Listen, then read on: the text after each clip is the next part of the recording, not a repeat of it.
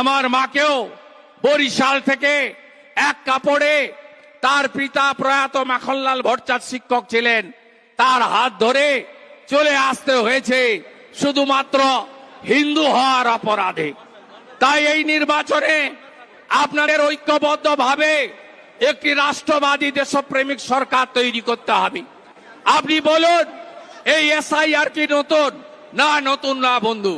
স্বাধীনতার পরে 8 বার এসআইআর হয়ে গেছে, অর্থাৎ ভোটার তালিকার নিবিড় সংশোধন। এবারে 9ম এসআইআর চলছে। এই এসআইআর কে কেন্দ্র করে তৃণমূল কংগ্রেস গোটা রাজ্য জুড়ে নৈরাজ্য তৈরি করছে। প্রত্যেক দিন বিডিও অফিসগুলোতে হামলা, আগুন লাগানো, অবৈধ পথ অবরোধ, বিজেপির ক্যাম্পে হামলা এবং বিভিন্ন ভাবে এরা নৈরাজ্য করছে। আজকেও সন্দেশখালী থেকে গোসাবা চারিদিকে হামলা আর সন্ত্রাস হয়েছে।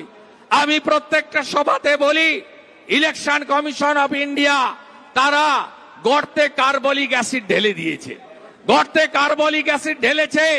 আর যত বাংলাদেশি মুসলিম অবৈধ অনুপ্রবেশকারী রোহিঙ্গা তারা কিলবিল করে সাপ যেমন বেরোয়, গর্তে কার্বলিক অ্যাসিড দিলে এই সাপেরা সব বেরিয়ে এসেছে।